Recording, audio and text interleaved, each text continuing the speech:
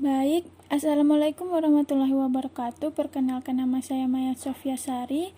Saya berasal dari kelas A2 dengan NIM F10612111012. Pertama, saya akan menjelaskan jawaban dari soal nomor 1 dan nomor 4. Baik, kita lanjut ke soal. Sebuah termometer X memiliki titik beku 20 dan titik didih 140. Termometer X tersebut digunakan untuk mengukur suhu awal sebesar 60 derajat X. Setelah dipanaskan, suhu air tersebut menjadi 100 derajat X.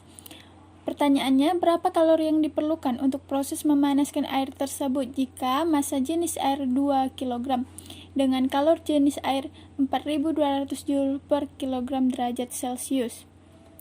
Baiklah, kita ketahui termometer X kuadrat, titik bekunya 20, titik didihnya 140, suhu awalnya 60 derajat X, suhu setelah dipanaskan atau suhu air akhirnya 100 derajat X.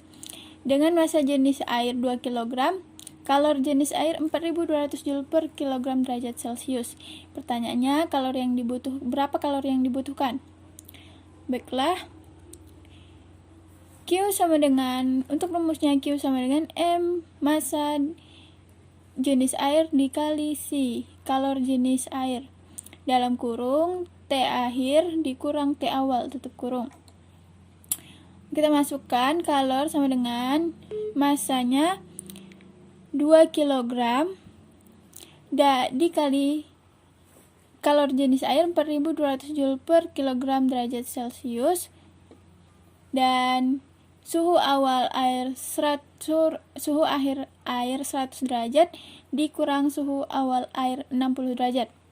Maka 2 kg dikali 4200 Joule per kilogram derajat Celcius dalam kurung 40 dapat hasil dari 100 dikurangi 60.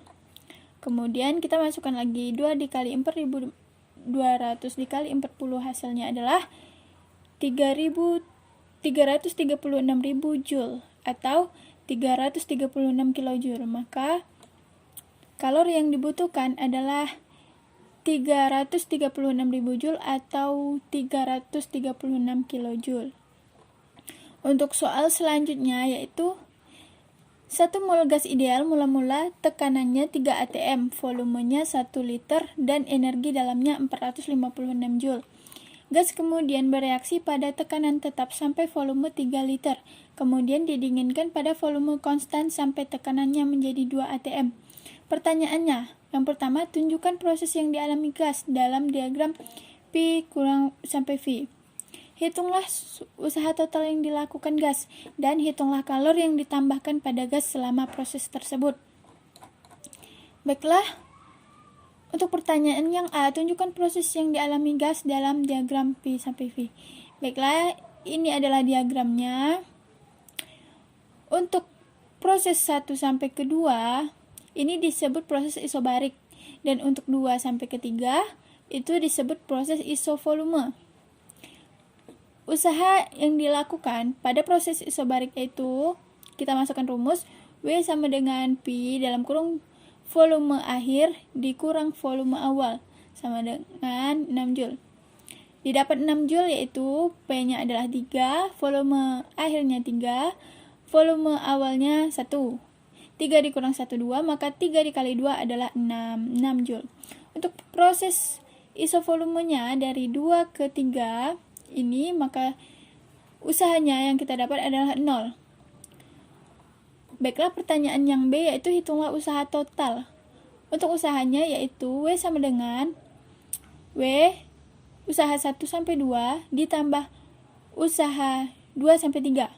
Untuk usaha 1 sampai 2-nya adalah 6 dan usaha 2 sampai 3-nya adalah 0. Maka 6 tambah 0 hasilnya adalah 6. Untuk selanjutnya, hitunglah kalor. Maka kita masukkan rumus Q sama dengan delta U ditambah W atau usaha. Untuk delta U-nya adalah 456 dan usahanya adalah 6, maka 456 ditambah 6 menjadi 462 Joule. Sekian penjelasan dari saya. Wassalamualaikum warahmatullahi wabarakatuh.